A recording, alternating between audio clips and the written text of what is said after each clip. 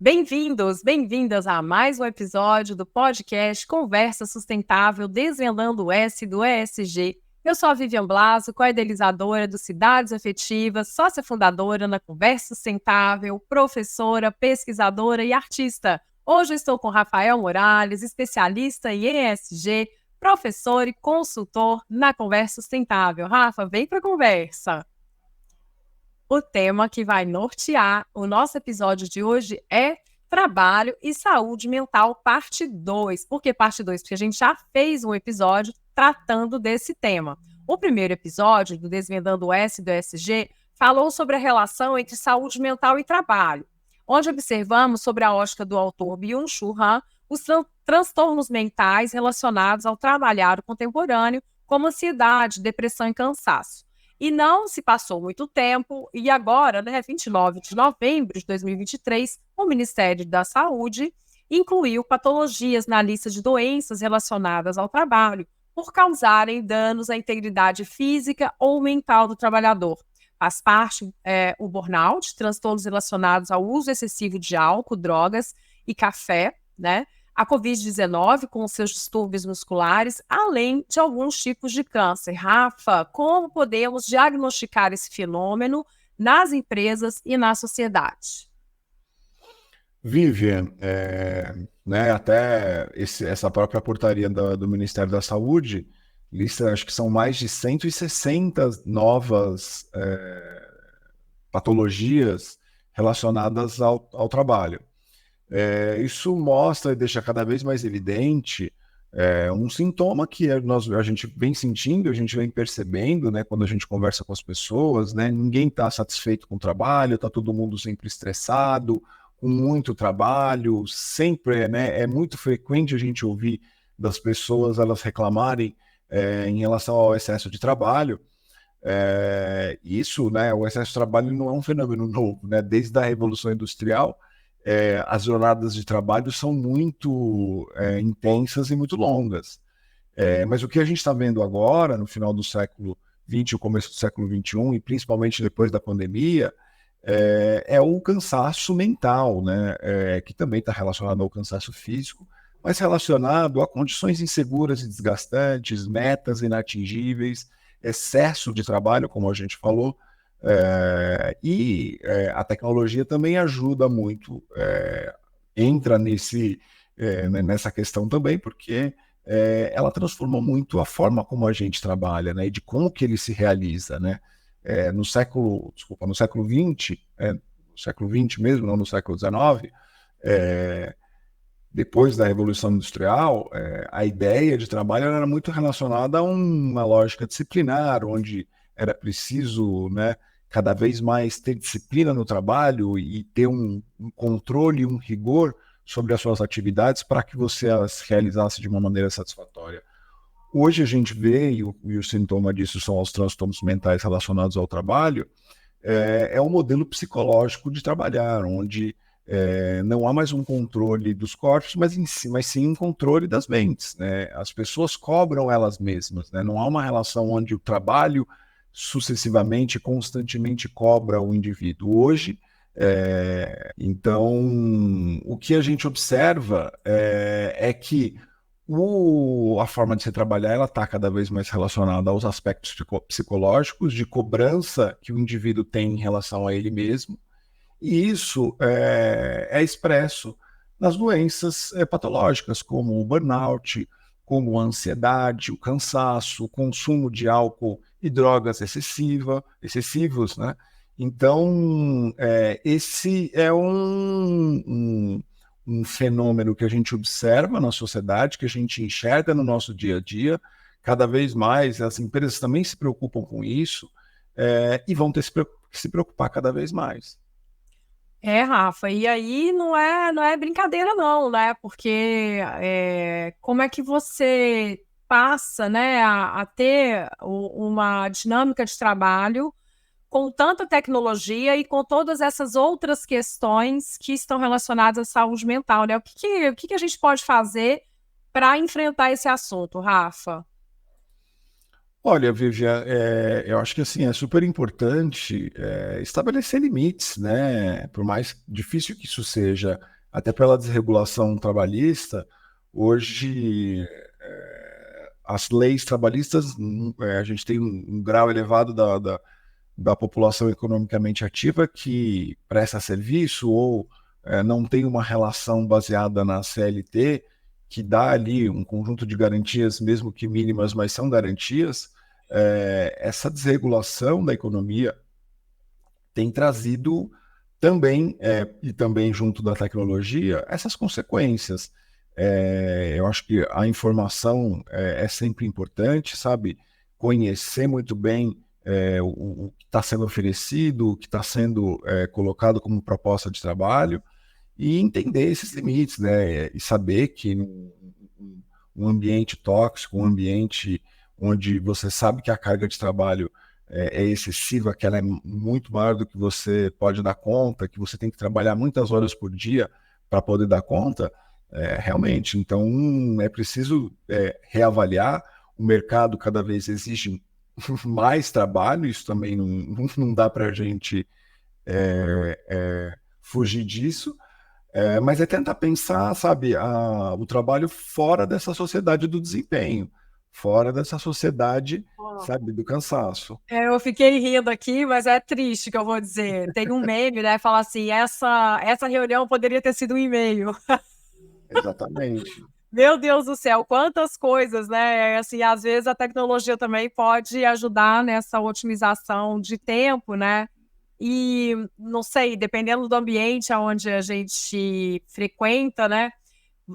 Você está fazendo a primeira reunião do ano e a última reunião do ano, os temas são os mesmos, nada foi resolvido, né? Passou-se um ano e a recorrência do tema continua ali, quer dizer, algo vai mal naquele espaço, né? Porque ou é algum processo que não está correto, ou alguma decisão que não foi tomada, e aí o que acontece com as pessoas? Elas vão ficando assim meio desorientadas, né? Isso a gente já falou um pouco, né? Sobre esse senso de desorientação, né?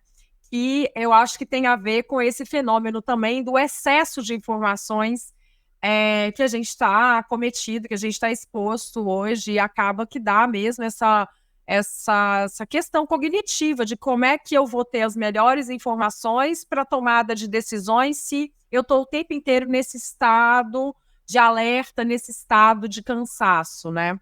Eu acho que é interessante pensar a depressão, a ansiedade e a síndrome do pânico como sintomas da sociedade, ou seja, a sociedade está mostrando, quando os casos são muitos e muito frequentes, e de transtornos que são muito interrelacionados, de que há algum limite, algum ajuste que precisa ser feito. E que a tecnologia ajuda, mas também, por um outro lado, abre um caminho de que hoje qualquer pessoa trabalha de qualquer lugar, em qualquer condição, seja ela doente, deitado na cama, né? Né? Isso me lembra também aquela história, a gente não tem tempo mais para descansar, não temos tempo para adoecer, né? Aí veio a pandemia e deu uma humanizada, colocou as pessoas assim dentro dessa chave, nossa, os corpos adoecem também. Porém, todo mundo esperava que com a pandemia as pessoas também fossem falar mais não do que já estão falando, e na verdade a gente está vendo que precisa de ter mais não a essa sociedade desses excessos neste momento que estamos vivendo. Por outro lado, está todo mundo na estratégia da sobrevivência, né? Então, eu Sim. acho que isso também tem um impacto, né? Numa das tendências para o próximo ano, que está relacionada à restrição ao consumo, quer dizer, o consumidor também tendo essa noção de que existe um momento de escassez, ele também vai começar a pensar como ele vai direcionar os gastos dele para o ano que vem. E olha que curioso, né? Nas pesquisas gerais de tendência que a gente tem observado, os consumidores eles não pretendem gastar menos em coisas que estão relacionadas à saúde e bem-estar. Mas por quê? Porque há uma falta, né, de uma política pública que dê conta de abarcar, são 166, né, novas Mas tem que ser patologias, feito, mais ou menos, né? Então, a gente precisa aí de políticas públicas mais incisivas para dar conta, porque já que a gente tem o SUS, que é maravilhoso, né? Vamos ver como o SUS vai reagir, né, a essa tendência, pensando aqui no Brasil, né? Pensando no nosso país, né? Sim. Vivian, porque é preciso dar acesso a a essas pessoas que estão tendo esse tipo de transtorno e que elas também tenham cuidado, né? E que seja um cuidado que permita não uma perspectiva de mais cobrança e mais exigência e mais desempenho, mas um cuidado que vai mostrar a ele que é preciso reinterpretar a forma como se trabalha, como se relaciona com o trabalho, também tem isso, né? Porque é uma via de mão dupla, é, e, e com certeza a sociedade precisa se preparar para isso.